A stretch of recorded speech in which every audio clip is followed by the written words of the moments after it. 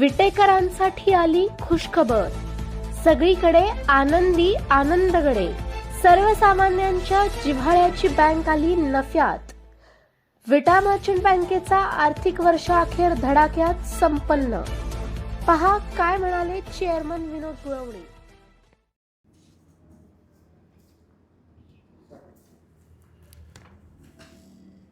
आज बऱ्याच दिवसानंतर आपल्या सर्व पत्रकारांना, मीडियावाल्यांना या बँकेमध्ये बोलवण्याचा योग आला. दी विटा मर्चंट्स कोऑपरेटिव्ह बँकेला 90 वर्षाची परंपरा आहे. 2005 सालापासून साधारणपणे गेली 21 वर्ष आर्थिकदृष्ट्या बँकेला अनेक अडचणीला सामोरं जावं लागलं. परंतु सभासदांच्या आम्हा सर्व संचालक मंडळावर दाखवलेल्या अढळ विश्वासावरती गेल्या 20 वर्षामध्ये रिझर्व्ह बँकेच्या नियमाप्रमाणे अनेक समस्यांना बँकेला सामोरं जावं लागलं. त्याच्यामध्ये काही नैसर्गिक संकटं होती, रिझर्व्ह बँकेचे नियम होते, काही मानवी असतील, अशा प्रकारच्या अनेक अडचणींना आपल्याला सामोरं जावं लागलं. परंतु आज एक आनंदाची गोष्ट अशी घडली. आज आत्ताच नुकतीच संचालक मंडळाची आणि आमची बोर्ड ऑफ मॅनेजमेंटची सभा मार्च 2026ला संपलेल्या ताळेबंदाचा आढावा आणि मंजुरी देण्यासाठी इथं बोलवण्यात आलेली होती. या सभेच्या निमित्तानं इथं व्हाईस चेअरमन उत्तम बापू चोथे, आपले बोर्ड ऑफ मॅनेजमेंटचे अध्यक्ष वैभव तात्या, संचालक मंडळातले माझे इथं उपस्थित असणारे सर्व सहकारी संचालक, आजच्या मीटिंगला सर्वच्या सर्व 21 संचालक उपस्थित आहेत. मुख्य कार्यकारी अधिकारी प्रवीण बाबरसाहेबांना याच वर्षी आपण मुख्य कार्यकारी अधिकारी पदाचा चार्ज त्यांच्याकडं अधिकृतरित्या देण्यात आला. जनरल मॅनेजर धनंजय वाळेकर आणि जनरल मॅनेजर हरिभाऊ मांदळे, इथं जे अधिकारी आहेत, आमच्या बोर्ड सेक्रेटरी आहेत, इतर आमचे दुसरे वसुलीचे मॅनेजर आहेत, प्रधान कार्यालयातले सगळे अधिकारी आहेत, या सर्वांच्या साक्षीनं आपल्यापुढं एक आनंदाची बातमी आपल्याला द्यायची म्हणून आपल्याला इथे एकत्रित केले. नुकत्याच संपलेल्या या वर्षामध्ये बँकेला एकूण 5,42,00,000 आणि 69,000 रुपयाचा ढोबळ नफा झालेला आहे. याच्यामध्ये 64,62,000 रुपयाच्या ज्या तरतुदी करणं अत्यावश्यक आहे कायद्यानं, नियमानं, त्या केल्यानंतर बँकेचा निव्वळ नफा राहिलेला आहे 4,78,00,000 च्या आसपास निव्वळ नफा बँकेला राहिलेला आहे. या 4,78,00,000 रुपयामधनं गतवर्षीचा असणारा तोटा साधारण 4,35,00,000 रुपये हा वजा झाल्यानंतर 42,89,000 रुपयाचा निव्वळ 42,69,000 रुपयाचा नफा, निव्वळ नफा बँकेला झालेला आहे.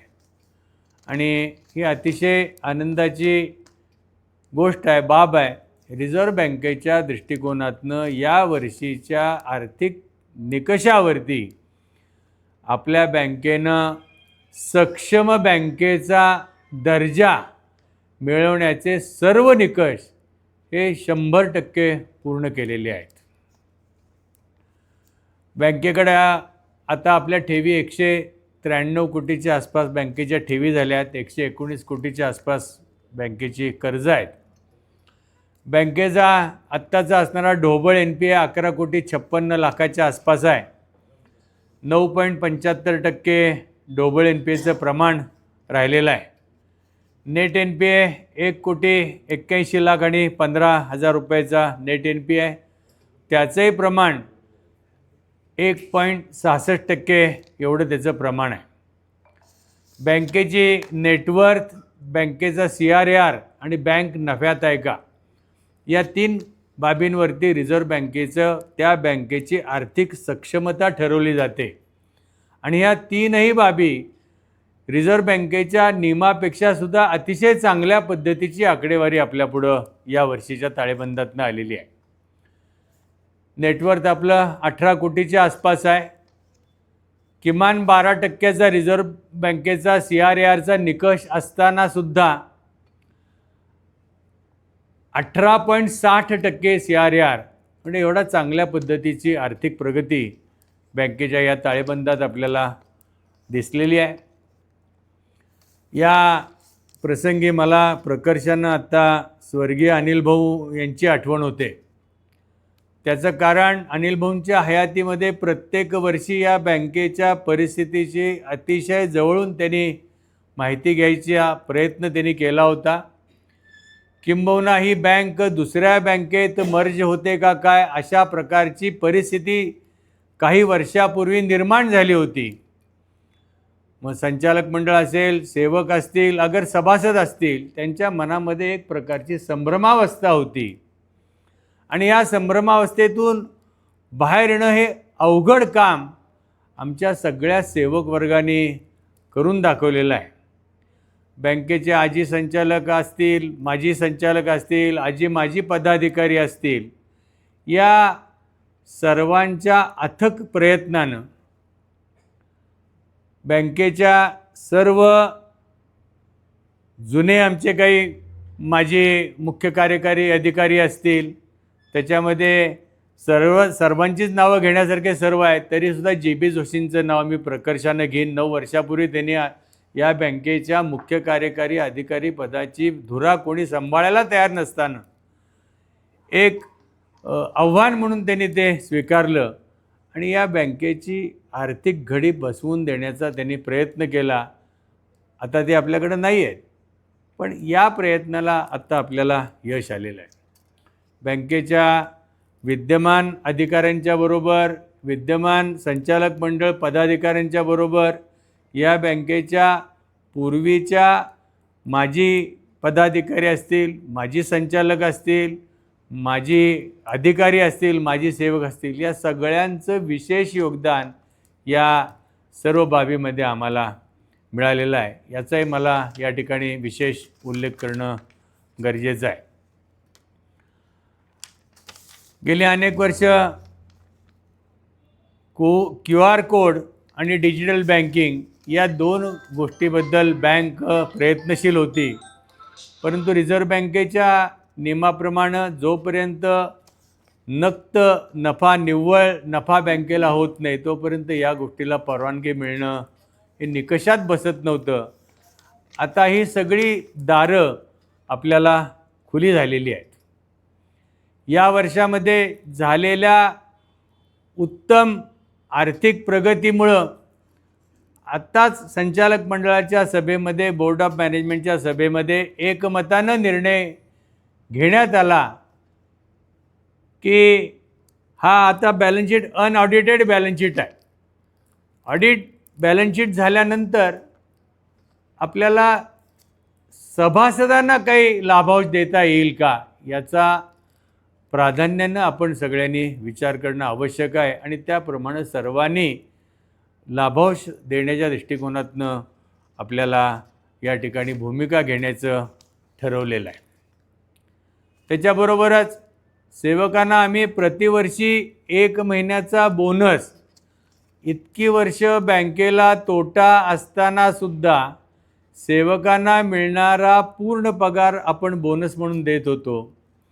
तो पगाराची तरतूद आपण या नफ्यात केलेली आहे. याशिवाय चालू वर्षामध्ये केलेल्या या उत्तम कामगिरीबद्दल आणि या विटा बँकेची नाळ आपल्या जनमानसामध्ये, तळागाळातल्या सामान्य लोकांच्यापर्यंत रुजलेली आहे आणि ही कायम ठेवण्यामध्ये बँकेची स्थिरता या पुढच्या काळामध्ये अत्यंत चांगल्या पद्धतीनं लोकांच्या पुढं राहील, यासाठी विशेष प्रयत्न ज्या सेवकांनी केले, अधिकाऱ्यांनी केले, या सर्वांना आणखीन 1 महिन्याचा पगार, संपूर्ण पगार आम्ही संचालक मंडळानं इथं बोनस म्हणून देण्याचा निर्णय आत्ताच घेतलेला आहे.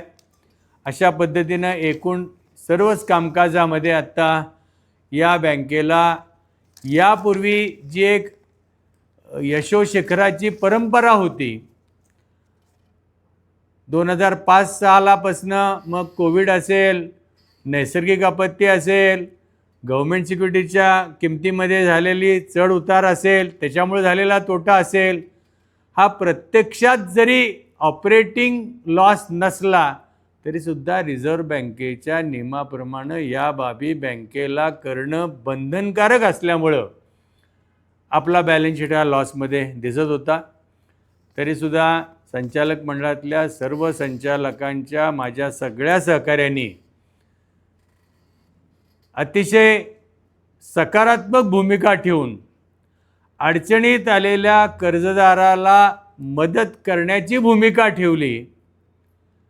अगदी आम्ही 5% 8.5% खरोखरच आर्थिकदृष्ट्या अडचणीत आलेले जे कर्जदार आहेत त्यांची जुनी कर्ज पूर्ण करून भागवून घेण्याचा सुद्धा एक धाडसी निर्णय घ्यायला संचालक मंडळाने मोठ्या मनानं या ठिकाणी आम्हाला संमती दिली, सहकार्य केलं. त्यांना धन्यवाद द्यावेत तेवढे थोडे आहेत. सभासदांनी दाखवलेला जो विश्वास आहे त्यांच्याबद्दलसुद्धा जेवढी कृतज्ञता व्यक्त करावी तेवढी थोडी आहे.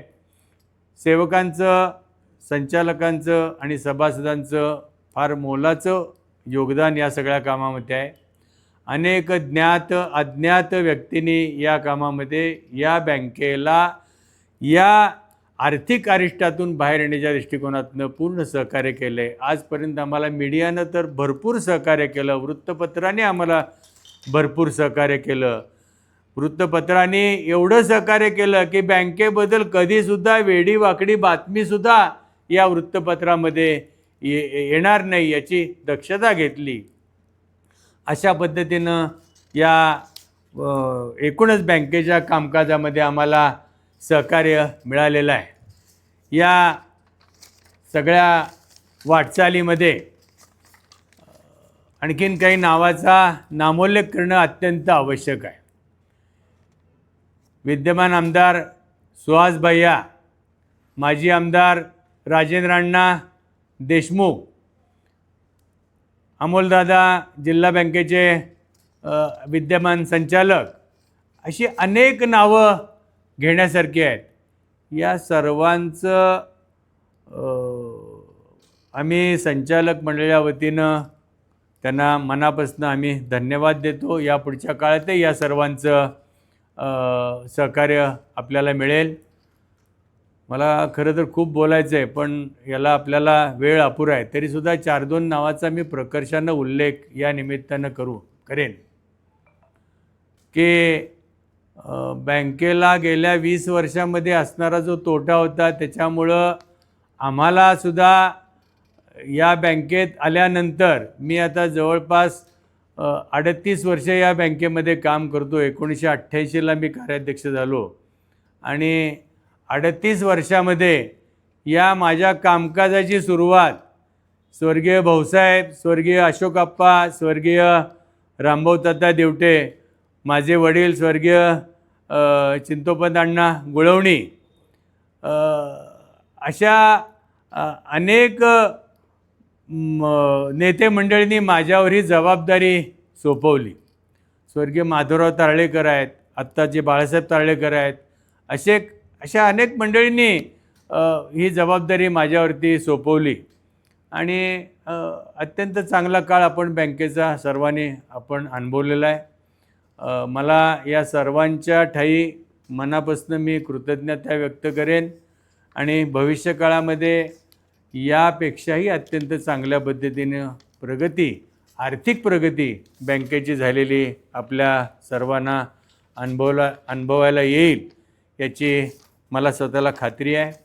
अनेक गोष्टी भविष्यकाळामध्ये आपण या विषयात बोलू. खंडित झालेली मीडियावाल्यांना, पत्रकारांना इथं बोलवायचं काय आणि पुढं सांगायचं काय ही एक आमच्यापुढं प्रश्न असायचा, पण या पुढच्या काळात आपण वरचेवर आपण भेटत राहू. मनापासून पुन्हा एकदा सर्व संचालक मंडळांना, सर्व सेवकांना आणि सगळ्या सभासदांना मनापासून या बँकेचा प्रमुख कुटुंबप्रमुख या नात्यानं माझ्यावरती ही जी जबाबदारी सोपवली आणि ही तोटामुक्त बँक करायची या संकल्पाची पूर्तता झाली आणि विटा बँक हा माझा श्वास आणि विटा बँक तोटामुक्त करणं हा ध्यास.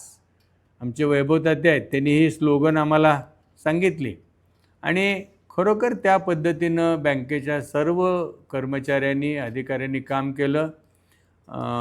याच्याबद्दल मनापासून पुन्हा त्यांना मी धन्यवाद देईन. विशेष धन्यवाद संचालक मंडळांना मी मुद्दामून देईन की एकमतानं सर्व निर्णय या संचालक मंडळात घेतले जातात.